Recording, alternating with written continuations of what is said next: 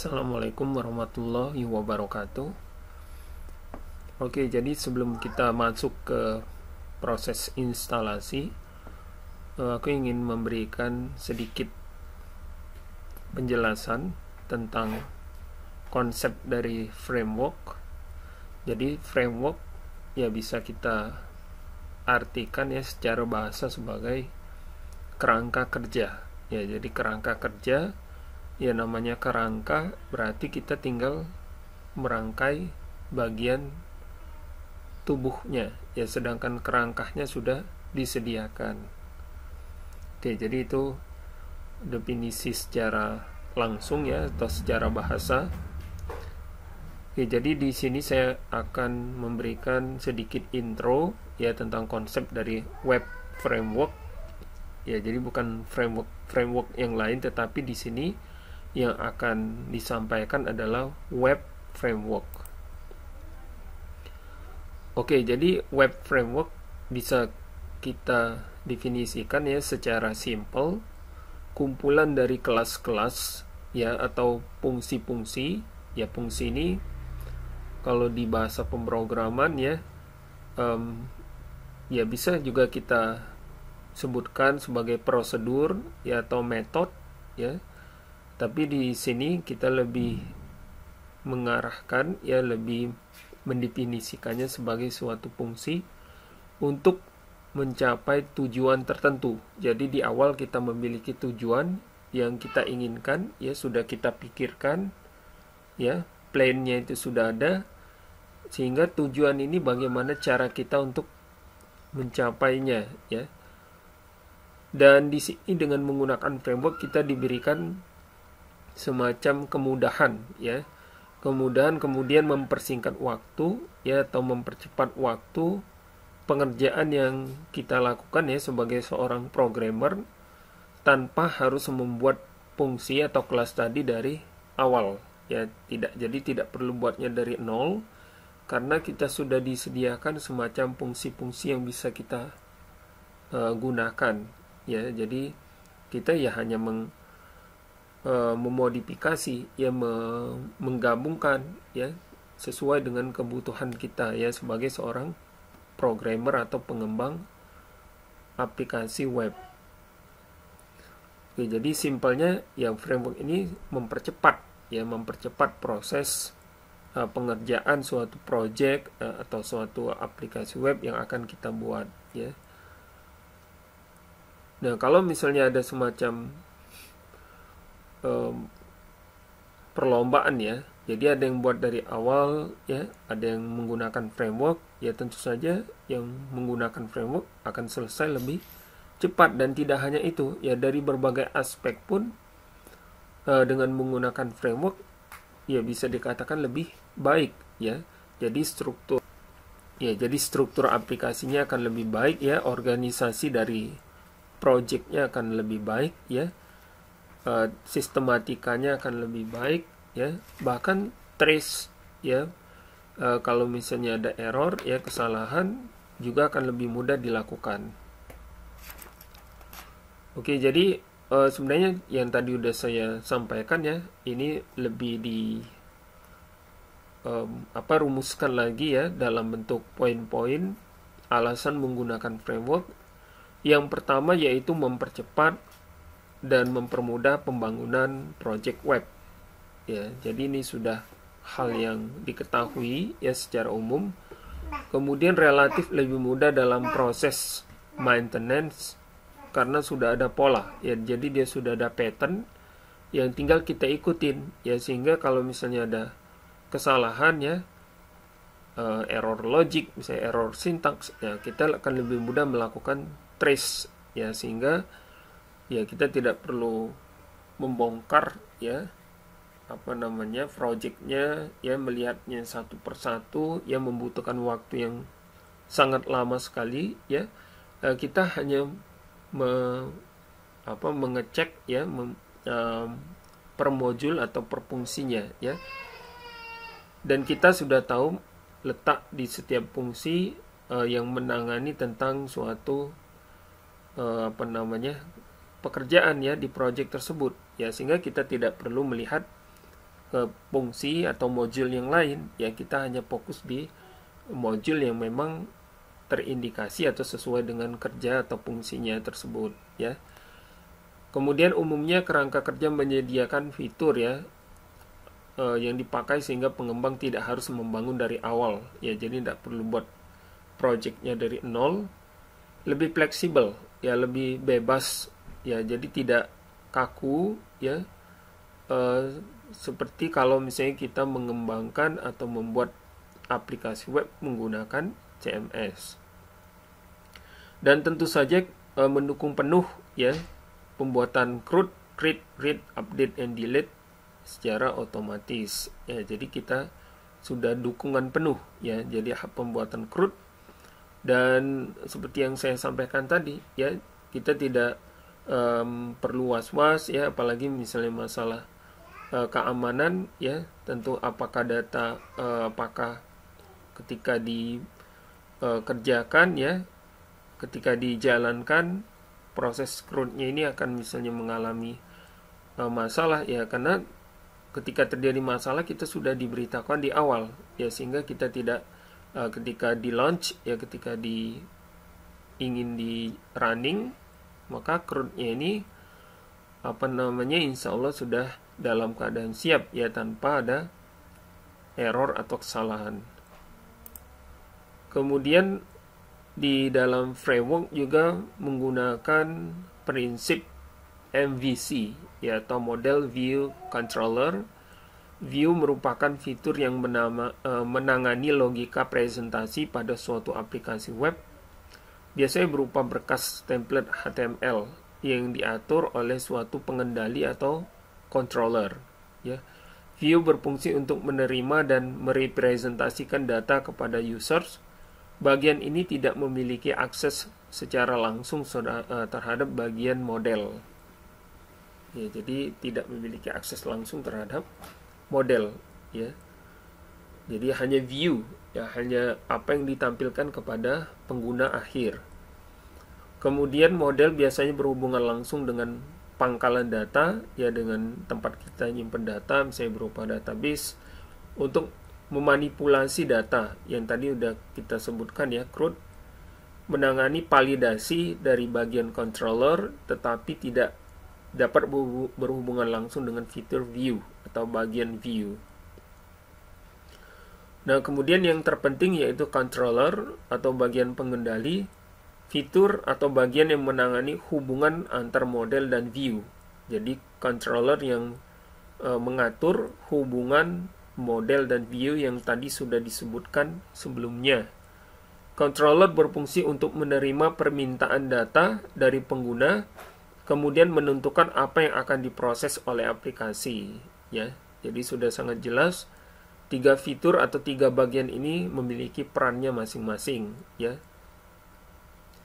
Nah, kemudian sobat bisa sobat lihat di sini terdapat beberapa contoh framework yang cukup populer dan banyak digunakan saat ini.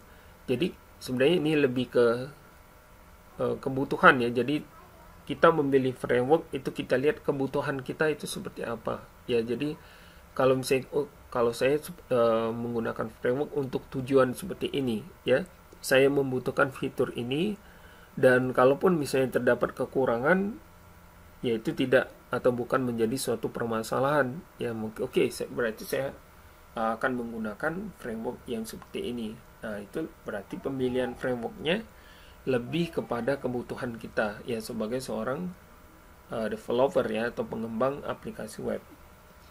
Oke, jadi di sini terdapat beberapa contoh, diantaranya yaitu Laravel yang nantinya akan kita coba melakukan proses instalasinya, kemudian CodeIgniter, kemudian Y, kemudian Symfony, ya, dan yang lain-lain, ya. Jadi saya sebut TLS di sini karena begitu banyak framework yang tersedia di yang bisa kita gunakan saat ini. Namun beberapa ini yang paling banyak, ya, paling familiar, tutorialnya paling banyak, ya, dokumentasinya paling banyak, ya, sehingga ya tidak ada salahnya kita sebagai pemula, ya, kalau misalnya kita baru belajar mengembangkan web menggunakan framework, memilih salah satu dari framework yang sudah cukup mumpuni, ya, seperti yang saya tampilkan di sini. Oke, mungkin demikian saja pengantar tentang web framework yang bisa saya sampaikan, ya.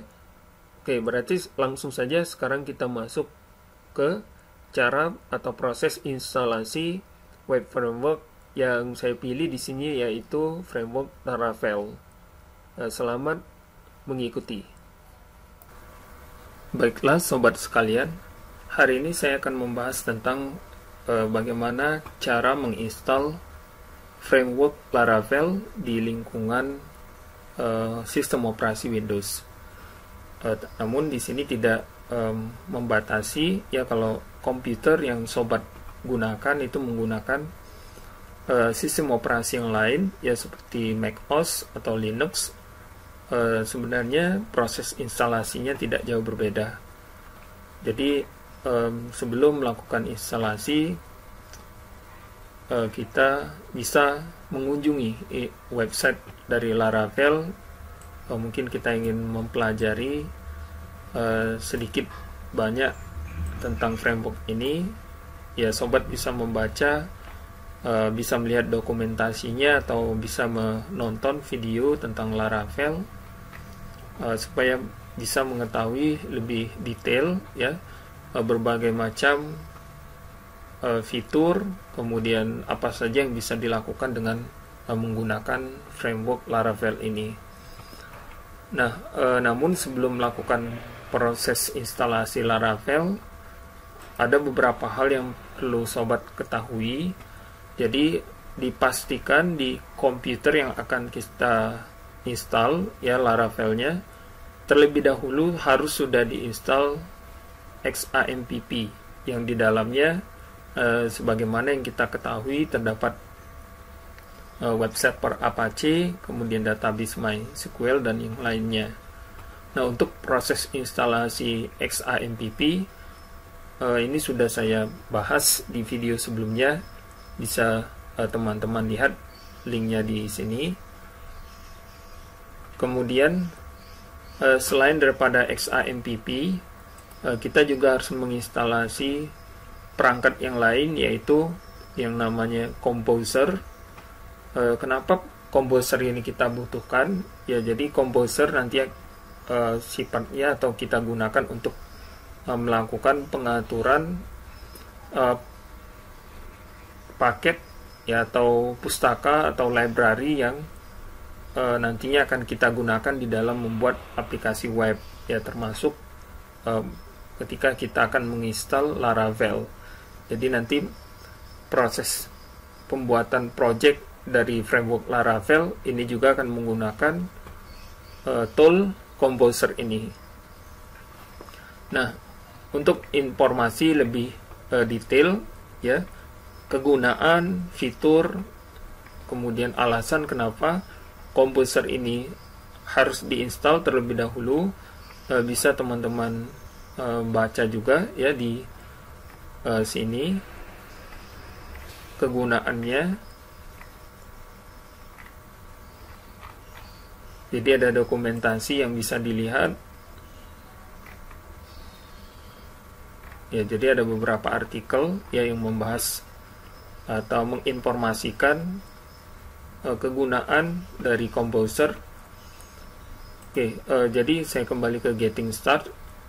Nah, kalau misalnya sobat menggunakan seperti macOS, ya, Linux dan Unix, maka proses instalasinya bisa langsung diklik di sini. Ya, jadi ada proses instalasi yang bisa langsung diikuti. Kemudian untuk Windows, ya, lingkungan Windows seperti saya, kita bisa menggunakan installer, ya, kemudian atau bisa juga menggunakan manual installations. Nah, namun kalau manual installation, kita dituntut untuk mengetik perintah demi perintah proses instalasinya, ya. Jadi kita harus tahu konfigurasinya, dan itu sebenarnya sangat baik sekali, ya.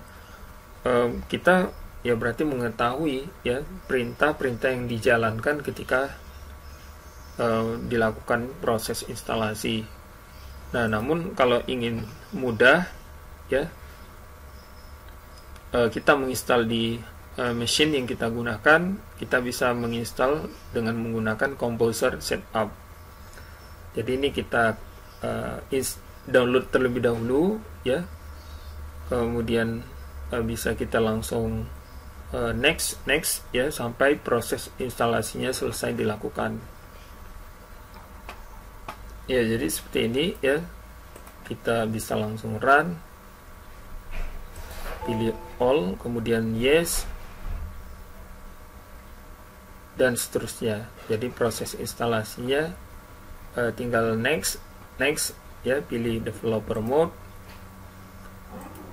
kemudian folder di mana tempat kita menginstal Composernya, defaultnya di C, kita next, kemudian pilih tempat di mana file executable dari PHP atau PHP kita install. Biasanya ya memang defaultnya ada di dalam folder XAMPP. Untuk proxy-nya boleh kita kosongkan ya kalau kita tidak menggunakan proxy. Next sampai nanti proses instalasinya selesai dilakukan. Oke, jadi setelah proses instalasi Composer berhasil ya selesai dilakukan, maka selanjutnya kita akan mencoba melalui command prompt dengan mengetik perintah Composer seperti ini, enter. Ya, kalau sobat melihat ya informasi Composer, kemudian versinya, kemudian beberapa komen yang bisa kita gunakan, semuanya ditampilkan, berarti kita sudah berhasil melakukan proses instalasi Composer. Oke, kemudian setelah dipastikan Composernya berhasil diinstal, kita kembali akan membuka command prompt. Jadi kita akan mulai melakukan instalasi Laravel ya. Nah, sekarang kita masuk ke htdocs ya. Jadi tempat di mana semua project web yang kita buat disimpan. Kemudian di dalam folder htdocs kita ketikkan perintah seperti ini. Ya, kita ketik perintah create project, kemudian flavor this Laravel, kemudian coba Laravel. Nah, maksud dari perintah ini, pertama kita akan menggunakan Composer untuk membuat project yang baru. Jadi create project maksudnya kita membuat project, kemudian flavor this kita memilih Laravel ya yang akan diinstal, kemudian coba Laravel ini merupakan nama project baru yang akan kita buat.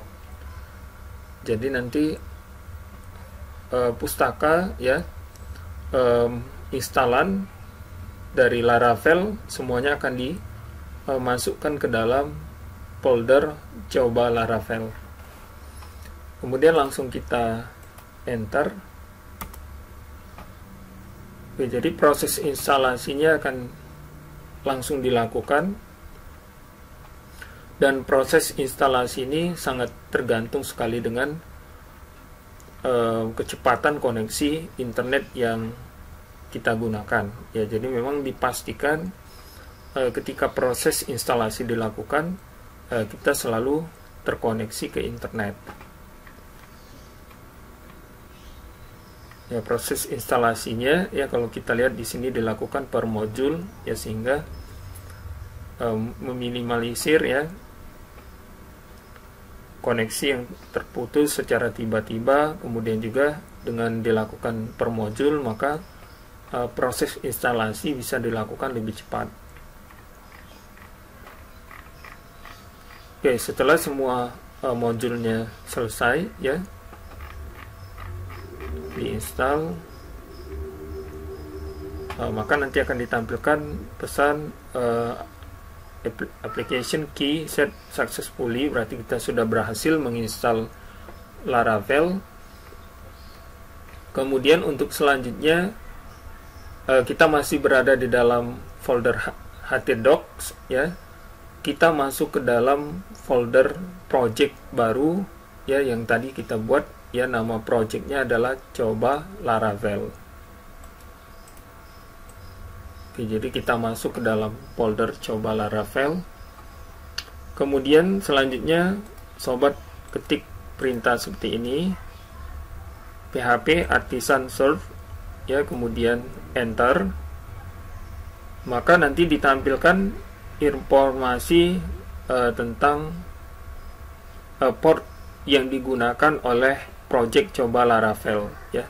Kalau kita lihat di sini portnya adalah port 8000, maka nanti port inilah yang kita gunakan di web browser untuk menjalankan project coba Laravel di lingkungan localhost. Oke, jadi langsung kita bisa coba dari browsernya.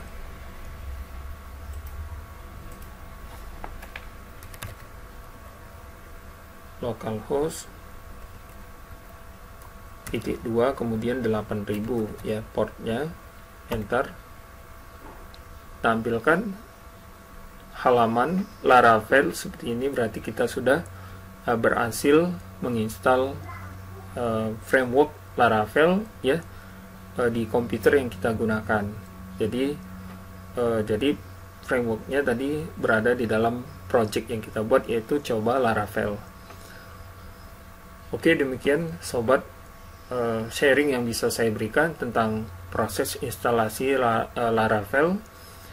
Sangat mudah sekali dilakukan. Sampai jumpa di video tutorial berikutnya. Akhir kata saya ucapkan terima kasih.